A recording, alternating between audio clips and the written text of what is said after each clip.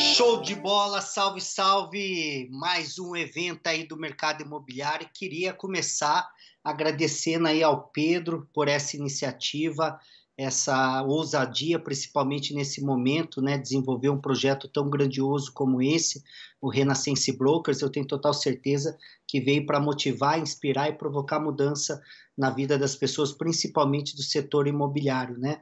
Então aqui eu tenho pouco tempo para entregar todo esse conteúdo, e eu vim com conteúdo diferenciado, novo, é um conteúdo que eu estou lançando no meu livro, que tem quase 500 páginas, né, mais de 400 páginas, que chama O Poder do Método, como é importante ter um método. Então, quero começar aqui falando, primeiro, que nada adianta você ter método, técnicas, você ser um PhD, um especialista numa área, se você não tiver uma mentalidade adequada e um comportamento adequado. Então, eu começo sempre minhas palestras falando aqui, dando um tom motivacional, que é mude os seus pensamentos e você consegue mudar o seu mundo, mas mude as suas ações e você consegue mudar o seu destino. Foi desse jeito que aconteceu comigo, eu tenho total certeza que pode acontecer com vocês também. Como vender estoques remanescentes. Eu trouxe esse projeto, esse conteúdo nesse momento, porque a gente vem de praticamente uma década de repressão, de um mercado reprimido dentro do mercado imobiliário, após a crise de 2008, né? Aqui no Brasil demorou um pouquinho mais, mas nós estamos falando de 10 anos aí do mercado não tão aquecido, e a pandemia veio para voltar esse aquecimento dentro do nosso mercado. Então, vou falar um pouquinho de como vender o que muitas pessoas não conseguem vender, que são os estoques e os remanescentes. Foi um método que eu criei na minha empresa, Neximob, que hoje é a maior empresa de vendas de estoque do país. Nós vendemos 17.587 imóveis, né? Mais de 80% dos nossos empreendimentos foram estoque remanescente. Estamos aí em mais de 14 estados, mais de 40 cidades. Essa lâmina é um pouco antiga, com 816 milhões em VGV, já vendido, e mais de 4 bilhões em negócios intermediados. Nós somos também fundadores do Inside Mob, que é o segundo maior evento presencial do país, que já reuniu os maiores nomes, desde o fundador da Azul Linhas Aéreas, alguns players como Shark Tanks, aí Cris Arcângeles, alguns bilionários como Carlos Wizard e algumas pessoas que foram capa da revista Forbes. E recentemente nós fizemos o Imob Talks, considerado o maior evento digital aí do mundo, 131 palestrantes, mais de 10 mil inscritos de 23 países diferentes. Eu estou falando um pouquinho mais da minha trajetória, para vocês entenderem que um método ele é eficiente, que quando você tem vários métodos, você consegue ter resultados fora da curva. Eu tenho 1.800.000 seguidores, que geram mais de 10 milhões de impressões nas minhas 3 páginas do Instagram. Eu fui destaque em algumas mídias, né? Desde Jovem Pan, Transamérica, Estadão, Folha, 5 vezes na Record, 2 vezes em rede nacional, falando um pouquinho da minha trajetória, principalmente de onde eu saí e onde que eu cheguei. Lancei meu primeiro livro, que completou 2 anos agora, ficou 12 semanas na lista dos mais vendidos pela Veja e Publish News, e foi top 1 na Amazon, em 3 horas. Ele foi o livro mais vendido da Amazon na categoria de negócios e autoajuda. Estou lançando meu segundo livro, que é o Desvendando a Caixa Preta do Sucesso, que eu escrevi com o Luiz Paulo Lupo, o vendedor Pitbull, que já vendeu mais de 2 milhões do seu livro. Então, esse é um outro livro que eu tenho total certeza que vai ser um sucesso. E agora eu estou lançando o meu primeiro livro do mercado imobiliário, que é O Poder do Método, as poderosas estratégias de você multiplicar milhões no mercado imobiliário. Eu vou mostrar a bíblia do sucesso do mercado imobiliário aqui para vocês. Eu já fui convidado 3 vezes para ser palestrante no TEDx, já palestraram Bill Gates, Steve Jobs, Obama, Bill Clinton, aqui os brasileiros Jorge Paulo Lemann, Abílio Diniz, entre outros grandes players, né? Também fui destaque no Instituto Ressoar, com a minha história, histórias que inspiram, e esse aqui foi um pouquinho da trajetória que eu construí.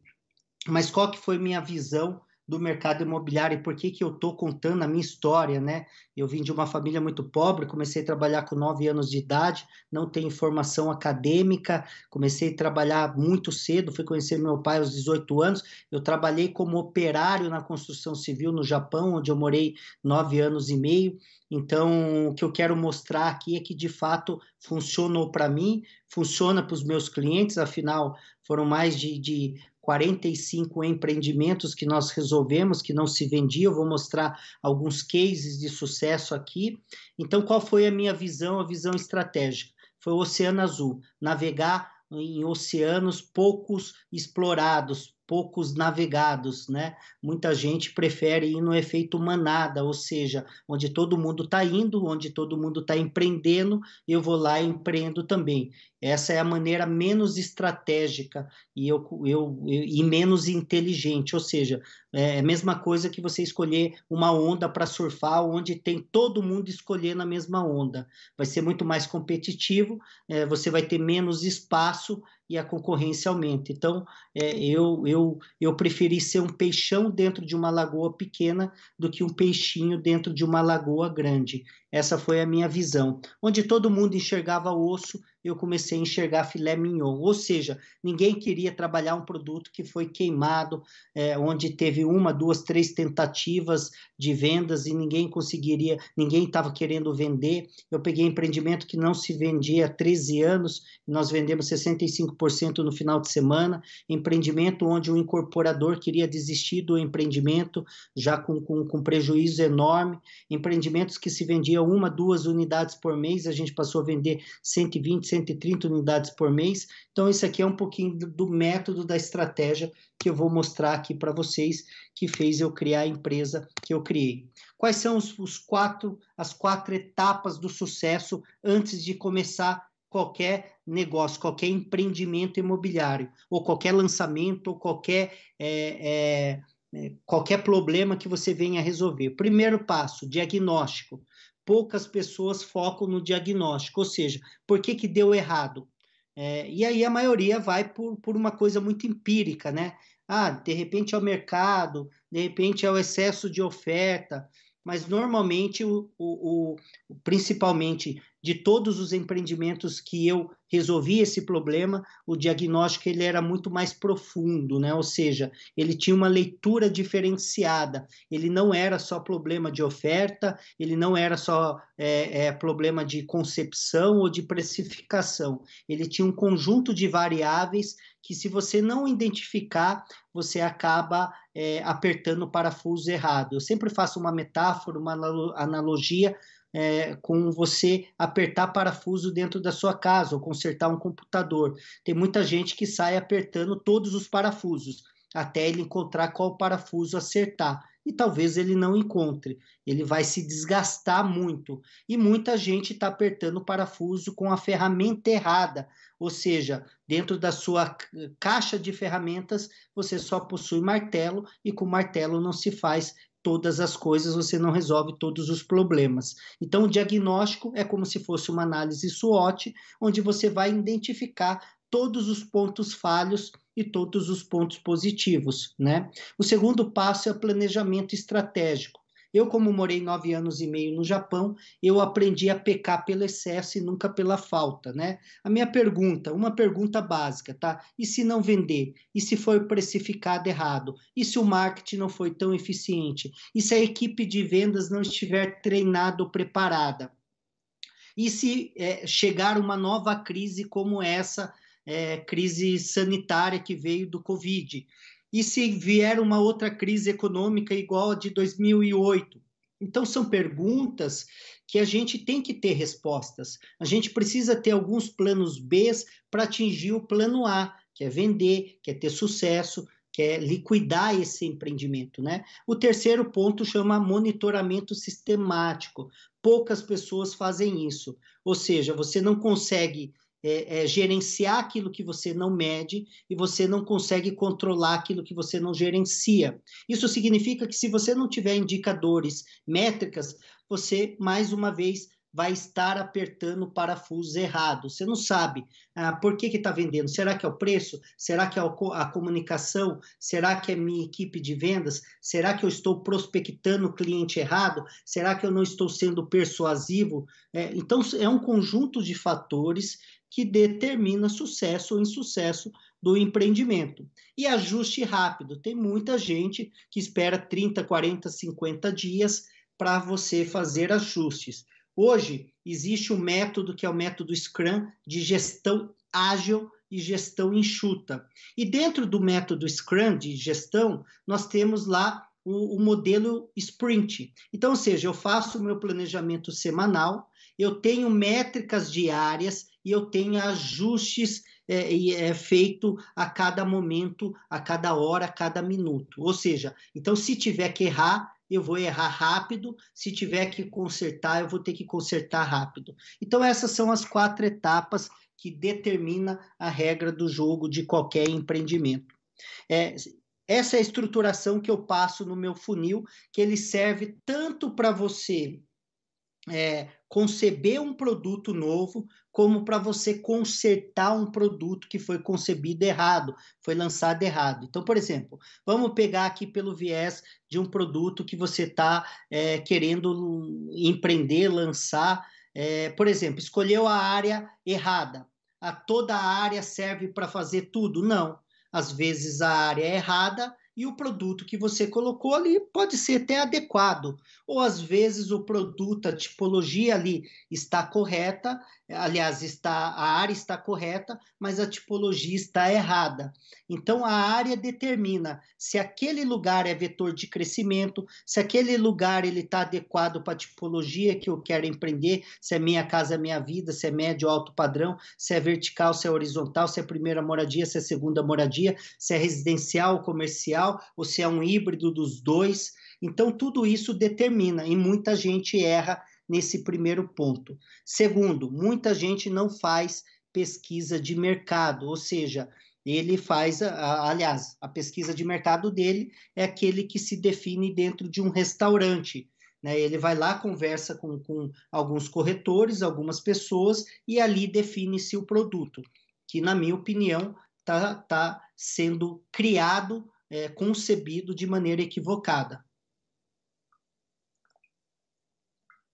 Eu acabei de fazer uma pesquisa de mercado de um produto que eu vou lançar aqui em Santa Catarina, que nós analisamos 280 concorrentes. Olha aqui, 280 concorrentes. Então, eu aprendi no Japão. O japonês, uma vez, ele perguntou para mim, Edgar, lá no Brasil se faz muito benchmark? O que é benchmark? É você analisar a concorrência e você pegar os melhores modelos e aplicar para o seu negócio. E eu falei para ele, eu tinha 19 anos, era super novo, eu falei, nós fazemos sim a modelagem, né? Ele falou, me explica como que vocês fazem. E aí eu fui explicando, ele falou, cara, isso aqui não é nada de modelagem. Vem aqui que eu vou te explicar o que é uma modelagem. E aí ele me levou no departamento de motores, eu trabalhava na Suzuki, a minha primeira indústria que eu trabalhei no Japão era Suzuki, e ele mostrou lá mais de 17 motores desmontados, né? Da Honda, da Toyota, da Mitsubishi, da Subaru, da BMW, da Mercedes, enfim, da Porsche. E ele falou: olha, esse aqui é benchmark, tá vendo? Nós desmontamos de todos os concorrentes que têm, como que fala, concorrência direta com o nosso produto, nós desmontamos o produto inteiro para entender peça por peça o que eles têm de atributos positivos e negativos para a gente construir o nosso motor. Então, quando a gente fala de pegar o modelo, os melhores modelos da concorrência, isso não tem nada de errado, não é plágio, isso é uma modalidade que está dentro do campo do marketing e dentro do campo da administração, que é você modelar e pesquisar as melhores práticas que tem no mercado. Então, a pesquisa de mercado também serve para isso. E a concepção, a partir do modelo validado, do que está funcionando, do que existe demanda, do que tem de oferta, do que o meu público-alvo tem como interesse, eu vou fazer a concepção do meu empreendimento. Depois que eu fiz a concepção, ele foi aprovado, eu tenho que fazer uma nova pesquisa. Veja bem, se você pega uma área que ele demora 2, 3 anos para ser aprovado, existe uma demanda diferente, existe uma oferta diferente, existe uma pesquisa de clima diferente. Então, eu tenho que fazer um novo ajuste para entender naquele momento, no ponto zero, qual que é a percepção, como que o meu mercado está. E aí eu faço o pré-lançamento. Muita gente só pega essa área do pré-lançamento para fazer dinheiro, e o pré-lançamento ele é termômetro, ele é você vai entender se você precificou de maneira correta, se a comunicação está validada, se o produto está validado, e ali você ainda tem o tempo de fazer alguns ajustes. Depois você vai no grande dia D, que é o dia do lançamento. Quando você tem o dia do lançamento, ele é muito importante, que a gente utiliza a psicologia comportamental de vendas, neurociência, gatilhos e várias outras coisas. Quando você tem um remanescente que o produto deu errado, você vai passar por esse mesmo fluxo, por essa mesma lógica. Ou seja, será que deu errado porque a escolha da área foi errada? Será que foi a tipologia que foi implantado naquela área? Eu vou mostrar aqui alguns exemplos que vocês vão entender na prática. Tá? Eu utilizo os 7 P's do marketing. Tá? Eu fui diretor de marketing da maior rede de supermercado para estrangeiro no Japão.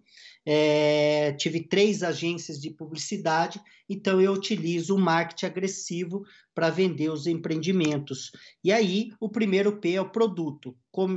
Por exemplo, eu vou criar um produto comercial, onde há vacância, e chega, por exemplo, nos últimos 2, 3 anos, chegou a vacância em algumas regiões estar em torno de 53%. A cada 10 unidades, eu tinha mais de 5 unidades disponíveis no mercado. Então, será que é o momento de eu lançar esse produto no mercado agora? Talvez não, né? Condotel, a gente sabe que depois da entrada do Airbnb, deu uma balançada no mercado de hotelaria. E agora, com essa situação da Covid, piorou ainda mais, ninguém está se hospedando, né? Eu falo porque eu viajo o Brasil todo, mesmo na pandemia eu tive que viajar e fui hospedar em alguns lugares, parecia deserto, né? Tinha meia dúzia de pessoas se hospedando. Imagina só para quem é um investidor nessa modalidade ou para quem vai lançar hoje um produto de condotel. Então, ou seja, existe, às vezes, o produto ele é correto, na cidade exata, mas no momento de lançar, foi lançado de maneira equivocada, não era o momento. Por isso que acontece da pau.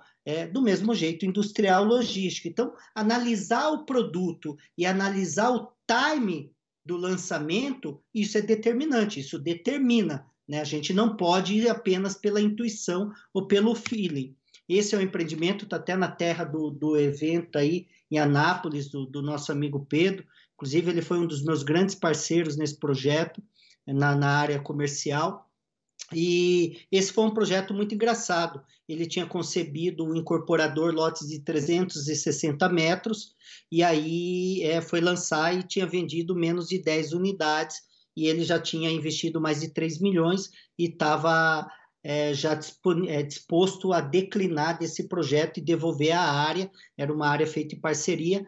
Nós fomos lá e mudamos o projeto para lotes de 240 metros, mudamos a precificação, o conceito, vendemos a primeira fase em 21 dias e a segunda fase em 12 dias. Né? Preço é o segundo P dos 7 Ps. Concorrência, público-alvo, plano de pagamento, e o seu parceiro pode ser o seu maior concorrente. Esse foi um empreendimento, eu vou mostrar agora daqui para frente, tudo em cases que fica muito mais fácil de vocês entenderem, tá? Esse foi um empreendimento que nós relançamos, né, na cidade de Lins, no interior de São Paulo, fica do lado de Bauru. Esse era um empreendimento de 818 unidades, foram vendidas exatamente 18 unidades e foi um fracasso. Por quê? Porque ele tinha precificado errado, o plano de pagamento era totalmente diferente dos seus concorrentes, o público estava totalmente desalinhado e o parceiro da área estava vendendo os lotes de maneira, estava prostituindo e vendendo totalmente diferente ao plano do incorporador. Então, nós fomos lá, adequamos a comunicação, as vendas. Eu quero deixar aqui uma vírgula, um ponto, que dos 100% dos 56 empreendimentos que nós vendemos, nunca nós precisamos baixar um centavo. Porque às vezes tem gente que fica na dúvida, ele vende porque ele vai lá e derruba o preço. Não, a gente pode mudar na tabela, a gente pode mudar na precificação, nunca no preço. Precificação é maneira de precificar. Eu vou deixar uma tabela mais adequada ao mercado, né? Então, aqui nós fizemos dessa forma e nós vendemos 800 unidades em 90 dias. Praça é o local. Será que essa área é uma área de vetor de crescimento? Será que é uma área onde o meu público-alvo ele tem desejo de compra? Eu já peguei vários empreendimentos que era concebido empreendimento para classe A e o vetor de crescimento da classe A estava do outro lado da cidade. Então, precisa tomar cuidado. Você pode desenvolver novos vetores? Pode, mas demanda muito esforço de marca, muito esforço, muito dinheiro em marketing e um tempo de maturação daquela região. Então, se você estiver disposto a criar essas estratégias e investir, também pode ser criado outros vetores, né? E aí a gente precisa analisar oferta presente e oferta futura, demanda presente e demanda futura. Eu tenho que analisar a geração de atratividade daquele empreendimento, daquela região. E eu posso fazer isso.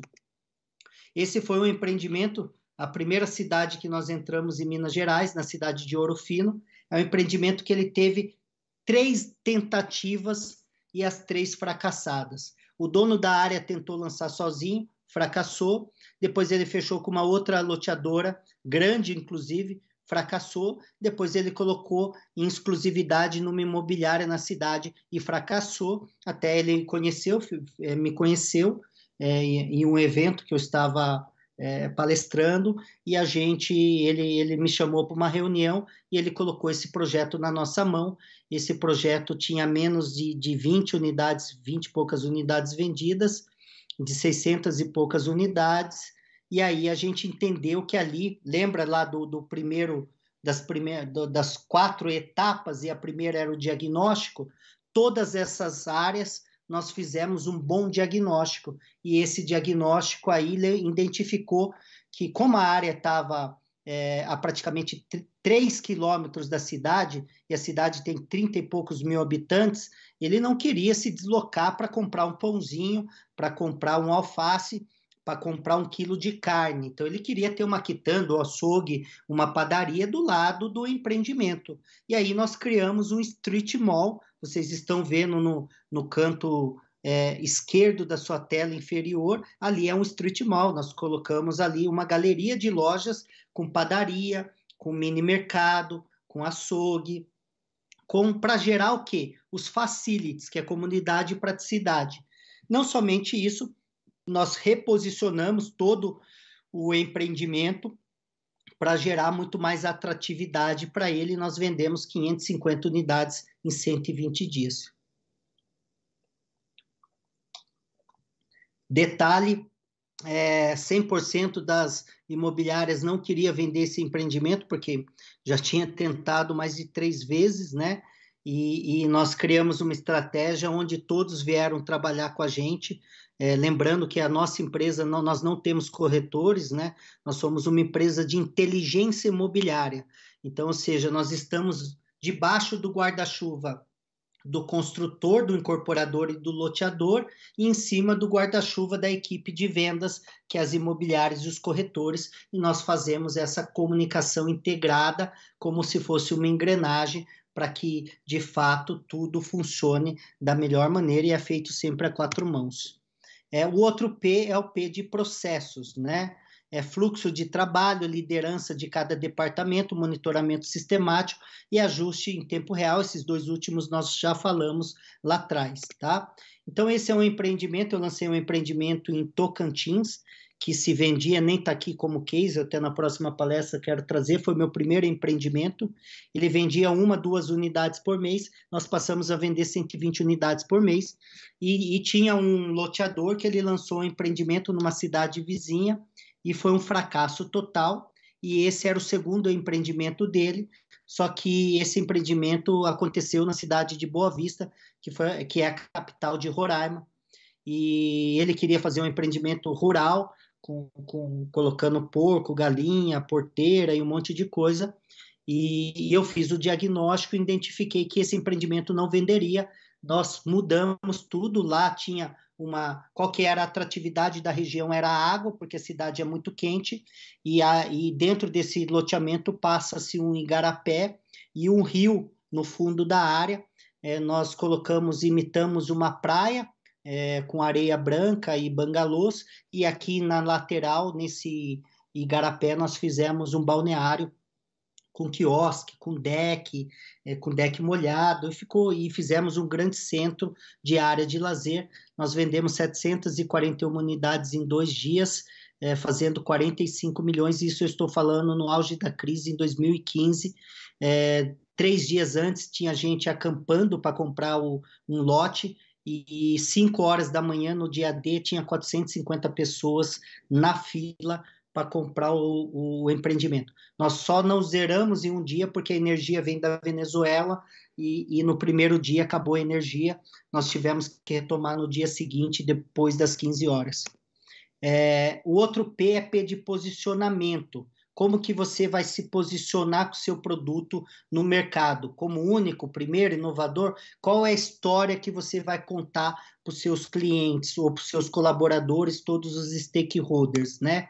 Esse é um empreendimento também na cidade de Roraima, né? Boa Vista, capital de Roraima. Aqui eu peguei um pouco, isso aqui é um lançamento, e o incorporador tinha como expectativa vender de 6 meses a 1 ano.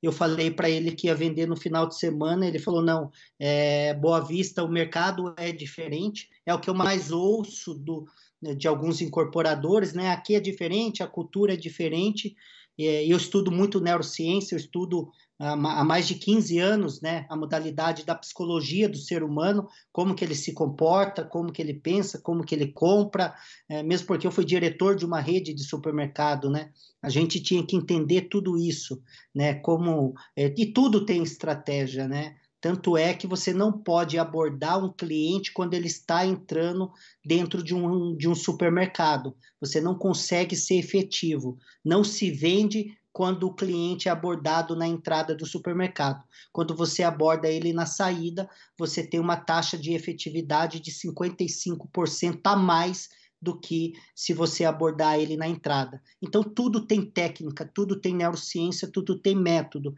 Basta você conhecer esses métodos para que você consiga, por isso que eu estou falando aqui do poder do método. Quando você tem um método, tem um processo eficiente, você consegue ter resultados fora da curva. E aí, ele falou que ninguém ia pegar fila para comprar o empreendimento, e eu criei a estratégia que a gente utiliza, e aí abrimos essas vendas, aliás, para pegar a fila no dia anterior, por volta das 20 horas, e já tinha mais de 80 pessoas na fila. No dia seguinte, 8 horas da manhã, tinha mais de 120 pessoas na fila. Em 6 horas, nós vendemos 35 milhões no auge da crise, 180 lotes, o lote mais barato na faixa de 180 mil, tinha lotes de mais de 350 mil, né? E de fato pegaram a fila. Claro que o desembargador, o médico, o advogado não pegou a fila, mas ele contratou um funcionário e colocou na fila para não perder a oportunidade. Então, tudo tem estratégia e tudo tem um jeito diferente de você trazer resultados diferentes. Outro P é P de promoção, campanha, marketing. E infelizmente, no nosso mercado, existe uma miopia, né? O que significa isso? Só o digital vende. Só o panfletinho vende. Vou fazer aqui só PDV ou só outdoor. Esquece. Resultado está baseado no conjunto de fatores, conjunto de ações, conjunto de estratégias, conjunto de métodos, nada isoladamente, tá? Então, é essa estratégia, esse é o modelo que eu criei. Então, você tem que utilizar eventos, tem que utilizar o offline, o online, você tem que utilizar o marketing de incentivo, que eu vejo poucas vezes empresas estimulando o mercado para que o mercado compre mais rápido, estimulando para que o comprador indique novos compradores, estimulando que o corretor venda e dedique mais atenção ao seu produto. Marketing de incentivo é isso. Teve um empreendimento em Minas que nós entregamos 250 e poucas cafeteiras. Nós lançamos 4 empreendimentos dessa construtora, ou seja, nós vendemos mais de 200 unidades por indicação. Isso chama marketing de incentivo. Então, sem aquela miopia de achar que só uma coisa funciona, tá? Esse é um empreendimento em Minas também, que não se vendia há mais de 13 anos, e no final de semana nós vendemos 65% só, mudando a campanha, o posicionamento, o marketing desse produto. E o último P é o P de pessoas, tá? E olha, acredite, pessoas é onde você tem que mais gastar energia. E quando eu falo pessoas, é pessoas cliente, é pessoa corretor, é a pessoa do administrativo, é a pessoa do receptivo, da recepção, é a pessoa da panfletagem, né? Tem muita gente que faz panfletagem e não tem um sistema de monitoramento e percebe que mais da metade dos panfletos foram divulgados de forma não tão eficiente. Então, tudo isso determina o resultado. Equipe de vendas, equipe administrativa, sem ficar terceirizando, tem que assumir responsabilidade, né? Então, se você é responsável pelo setor de vendas, o que eu vejo muito alguns corretores justificando e terceirizando que não vendeu porque o incorporador precificou caro. E aí a minha pergunta para reflexão: por que você aceitou? Por que você está vendendo um produto que você não acredita? Por que você está vendendo um produto que você está achando que ele está caro e não está adequado ao mercado, ao seu mercado? Então, ou seja, você tem que ser um líder, você tem que ser um cara persuasivo de ir lá e mostrar que a precificação está errada. Mas claro que você tem que trazer dados, você tem que mostrar pelo lado racional. Você não pode simplesmente falar, está caro porque eu acho que está caro. Então, existe ciência para você precificar, existe ciência para você criar uma campanha. O que é ciência? Nada mais é que um conjunto de itens já validados, né? Então, a gente vai buscar o que deu certo e aí a gente vai parametrizar o nosso empreendimento a partir desse momento, ok? E treinamentos, tem muita gente que só faz o meeting e acaba não qualificando a equipe de vendas, né? A gente tem um processo que a gente tem a qualificação diária. Então, se eu estou no processo de lançamento, todos os dias eu tenho que ter uma qualificação, um treinamento para desenvolvimento, tanto pelo lado pessoal, tanto pelo lado profissional. Por exemplo, o lado pessoal, ele precisa saber conversar com as pessoas, se relacionar, dar feedback, ser uma pessoa gentil. No Japão, eu aprendi uma coisa, que o japonês ele fala, se você atende 2 pessoas de uma mesma maneira, do mesmo jeito, uma você está atendendo mal. Por quê? Porque o indivíduo é particular, o indivíduo ele é único, ele é ímpar. Então, ou seja, se eu criei um modelo de atendimento, um modelo de venda, um modelo de comunicação e ele é único, eu acabo deixando de vender para outras pessoas e perdendo venda.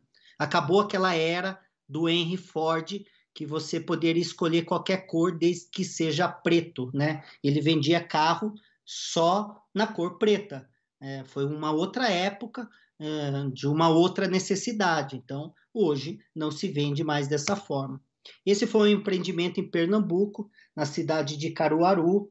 Ele estava vendendo aí também em média de 3, 4 unidades por mês, e ele não estava conseguindo financiamento bancário pela Caixa, porque ele não tinha atingido a demanda mínima, ele já tinha colocado mais de 10 milhões na construção, e nós fomos lá e identificamos que o gap era pessoas, né? Tanto na equipe de vendas, tanto na equipe administrativa, tanto na equipe estratégica. Nós mudamos todo o processo de pessoas e nós passamos a vender 40 unidades por mês, totalizando aí em 190 unidades comercializadas em 120 dias, né? Então, tudo tem um modelo diferenciado e por isso que eu estou lançando esse meu livro, que daqui uns 15, 20 dias no máximo, já vai estar no mercado aí para quem quiser adquirir, entender vários modelos. Aqui eu ensino como a pessoa se torna um nexialista, né? O nexialista é aquele que performa em todos os ambientes. Você sai do residencial, vai para o comercial, você performa, você vai do Minha Casa Minha Vida para o médio, para o alto, você performance, você sai do mercado imobiliário, você vai escrever livro e se torna best-seller, você vai palestrar e se torna um dos maiores players do mercado. Então, aí você vai para a internet, você se torna um influenciador, assim como eu tenho 1.800.000 seguidores. Então, tudo tem um método para você conseguir resultados extraordinários. Eu queria que vocês tirassem uma foto dessa imagem, porque eu gero muito conteúdo gratuito, custo zero. Eu tenho um podcast do mercado imobiliário, que é o Inside Mobcast. Eu tenho um e-book do meu livro, que é o Poder de Dar a Volta por Cima. Eu tenho um e-book do meu segundo livro, que é o Desvendando a Caixa Preta do Sucesso, que tem 165 páginas, não é conteúdo raso. Eu faço maratona de lives, só nessa quarentena eu fiz 247 lives com bilionários, multimilionários, milionários, capa da Forbes, os maiores players do mercado imobiliário e do empreendedorismo, autores best-sellers, palestrantes internacionais. Então, olha, vale a pena seguir, me segue nas redes sociais, que é Edgar Uedo Oficial, que você vai ter conteúdo gratuitamente. Ou é só digitar esse link aí, que é o link me.bio/Edgar Uedo Oficial, e lá eu tenho vários outros links, inclusive para adquirir esse meu livro, que é o Poder do Método, ok? Para quem quiser fazer parceria comigo, tem uma área, tem um empreendimento, construtor, incorporador que quer lançar, é só entrar em contato que a gente faz parceria. Mais uma vez, eu sou da teoria que é melhor dividir para multiplicar. Eu não acredito na filosofia e no paradigma de querer fazer coisa sozinha, mesmo porque 100% de pouco é pouco, 100% de um empreendimento pequeno é pequeno. Eu prefiro ter 3, 4% de um negócio de bilhões do que ter 100% de um negócio de alguns mil reais, né? Então, essa é a minha filosofia, esse é o meu modelo de negócio, essa é a minha mentalidade, e por isso eu construí o que eu construí. Então, eu quero deixar esse recado final aqui para vocês. Já estou aqui no meu tempo, não sei se vai abrir para perguntas, não sei se a gente tem esse tempo. De qualquer maneira, se não tivesse tempo, eu tenho um grupo do Telegram, é só entrar nesse link, ou também me chamar no direct lá, principalmente para novos negócios e parceria.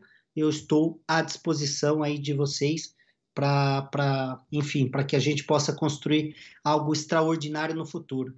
E eu quero deixar um recado final. Bom, não sei se vocês viram aí as notícias, né? O nosso mercado imobiliário ele está em franco crescimento, bombando, aquecido, extremamente aquecido. Nós temos uma grande expectativa de 7 a 10 anos, vai ser um boom imobiliário. Agora eu quero que é muito importante que todos os nossos ouvintes aqui entendam que nós precisamos nos profissionalizar cada vez mais. Então, conhecimento. Conhecimento muda a regra do jogo. 3 pilares que mudaram a minha vida: conhecimento, network e ação. Conhecimento ele é cíclico, ele é permanente. Você nunca pode parar de estudar e nunca pode parar de adquirir novos conhecimentos. Network, com as pessoas corretas. Se conecte com pessoas que agreguem valor na sua vida. E ação, atitude, iniciativa e proatividade, tá? Eu quero terminar com uma frase que está no meu primeiro livro, O Poder de Dar a Volta por Cima, que fala o seguinte: enquanto muitos sonham com sucesso, outros acordam cedo, trabalham duro para conquistar.